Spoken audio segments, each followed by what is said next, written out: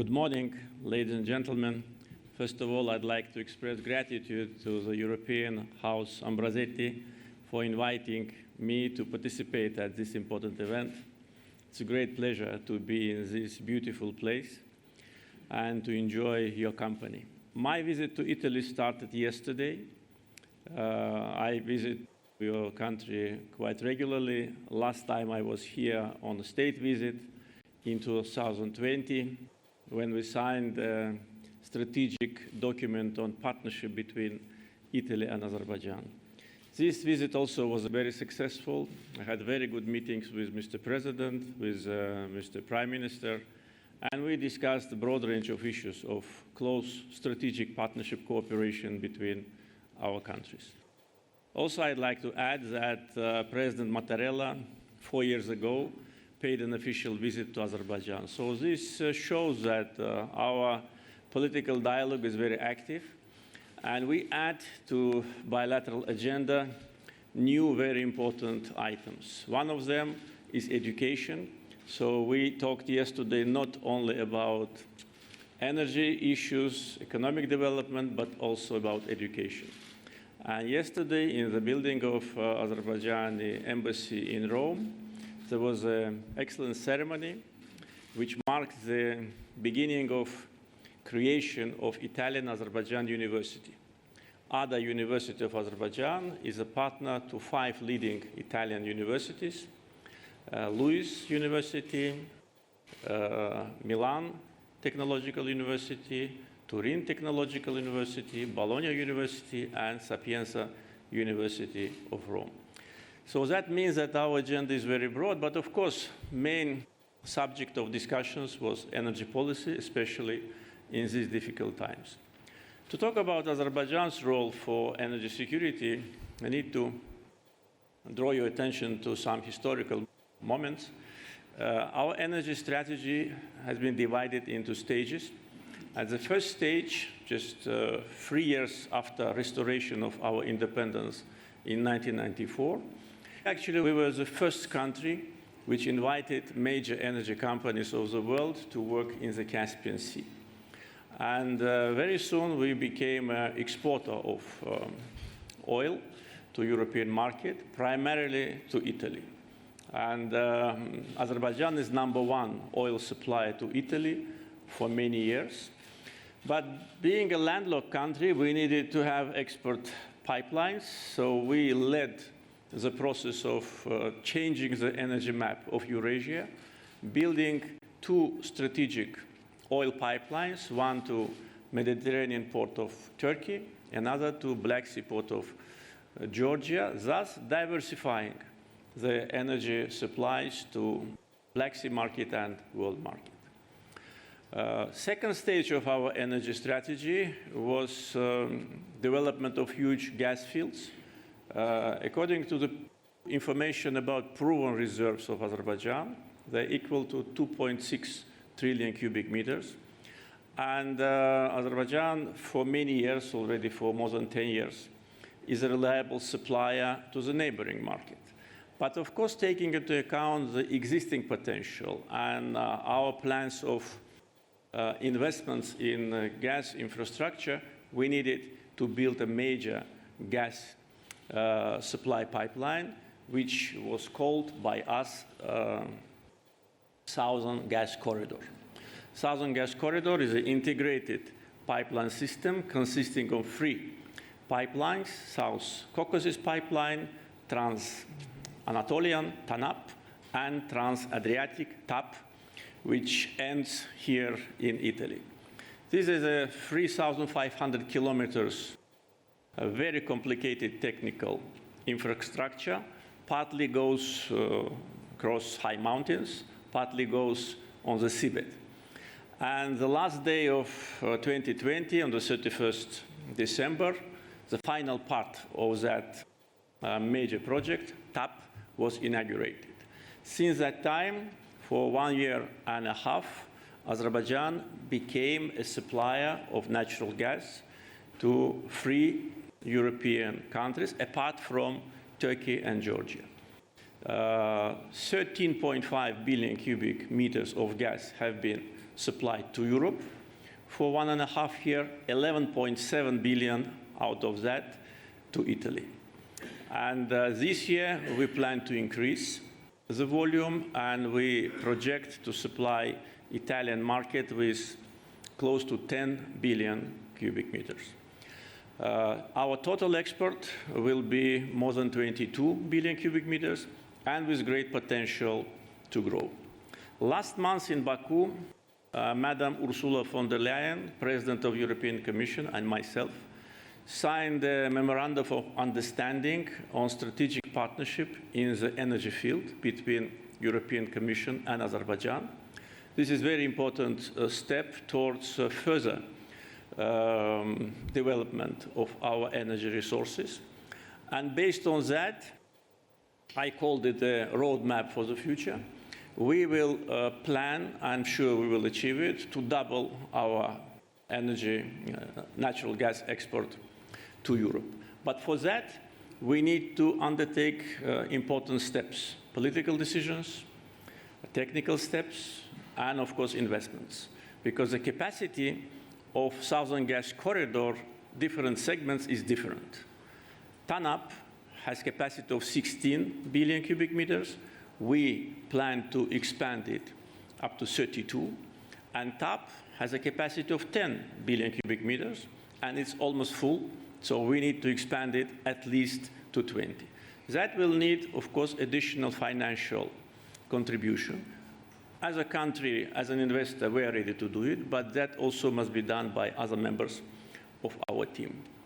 At the same time, now in Europe, we see that after the Russian-Ukrainian war, the issue of natural gas became one of the most important on Europeans' agenda, and there are different projects of interconnectors. One of them, Greece-Bulgaria, is very close to be inaugurated. There are other projects of that kind. There is one project which is called Ionic Adriatic pipeline, which will bring Azerbaijani gas to 3 Balkan countries. In general, I can tell you that after the beginning of Russian-Ukrainian war, we got official requests from more than 10 countries with respect to the increase of our supply or starting our supply, including those countries which already get our gas, like Turkey, Georgia, Italy, and Bulgaria, and many more. So in order to be able to satisfy the growing demand, we, of course, need to have a very close cooperation and coordination.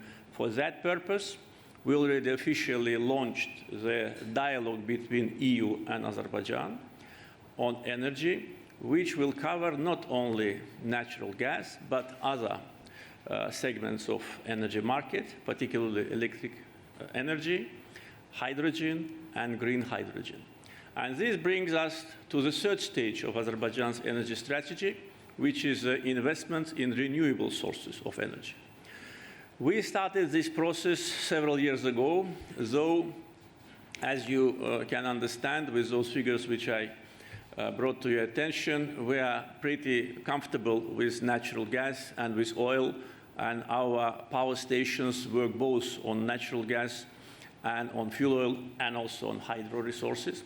But it was our, moral commitment to invest in renewables, especially taking into account the huge potential.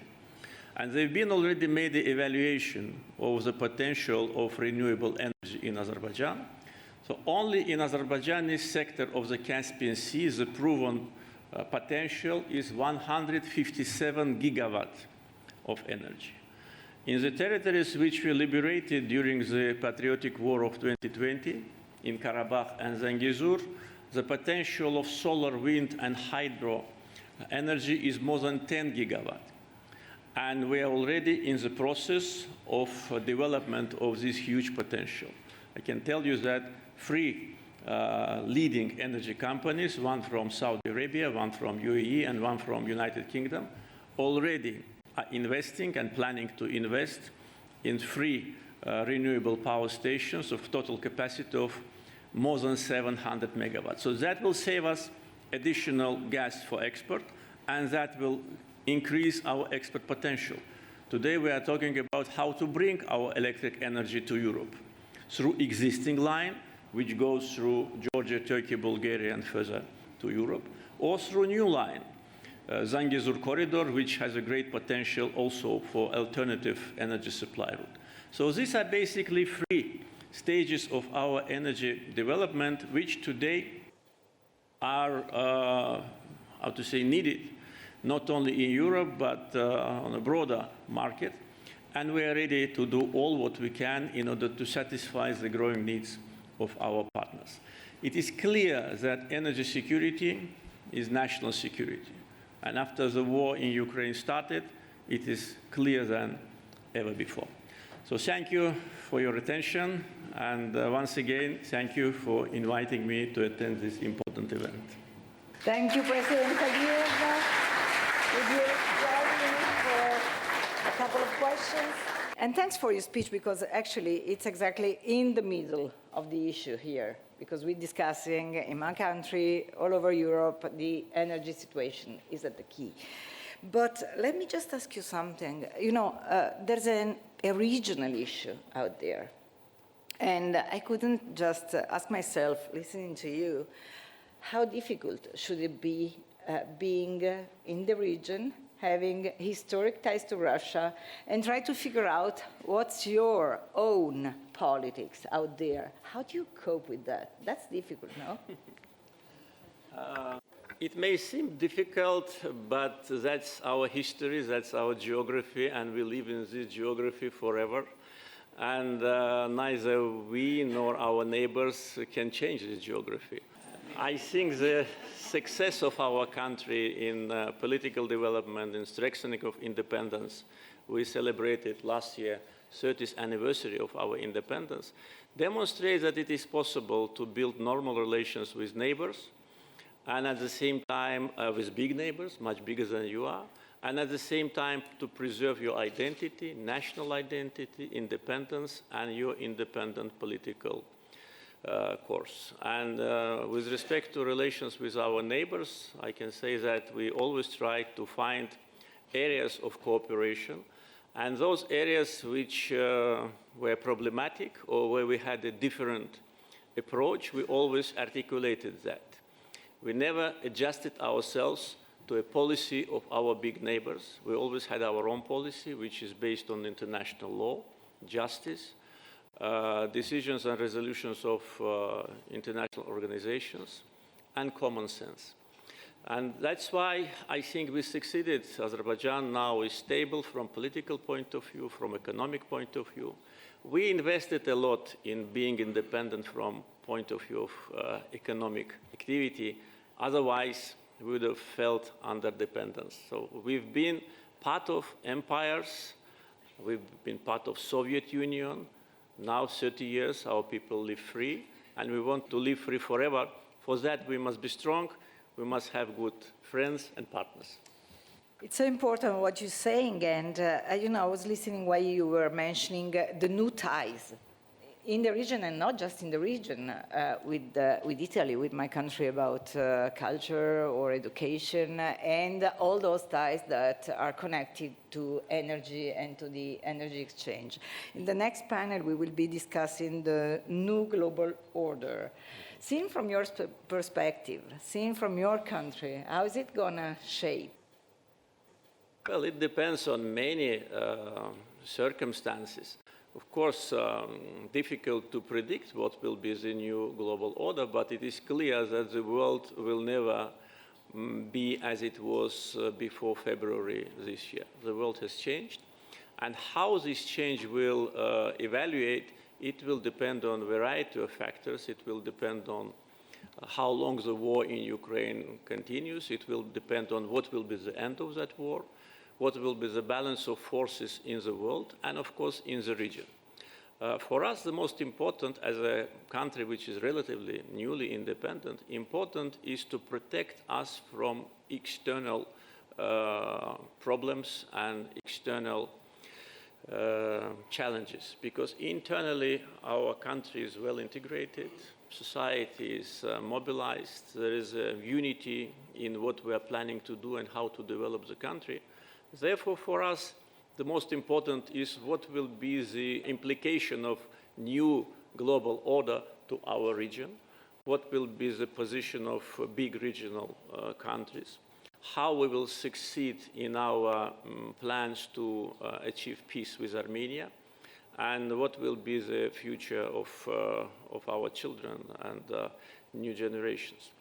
Therefore, we are observing situation. Of course, we are making our steps with respect to our strategy, but at the same time, we cannot ignore the changing world, changing rules of the game, when law norms of international law absolutely are totally destroyed. And in our case, they were destroyed when Armenia occupied us, and we were actively appealing to international community to draw attention for that injustice when our lands were under occupation. And Security Council resolutions of United Nations for 27 years were not implemented. Now we see a violation of international law in many other areas, and we see that countries which think that they can ignore them, they do ignore them openly. So this is absolutely new situation. What will be the new order of the world? What will be the new function of international institutions? Where the United Nations will continue like it is, or it will be reformed, or some other organization will emerge. All that is possible. And it depends on those who have responsibility for the world, who have power to promote the ideas and integrated opinion of decision makers. Definitely, this is going to be one of the key issues for next decades. I'm not going to say years. President Aliyev, it has been a pleasure and a privilege talking to you, and thanks for your insightful views Thank you. that you share with us. Thank you.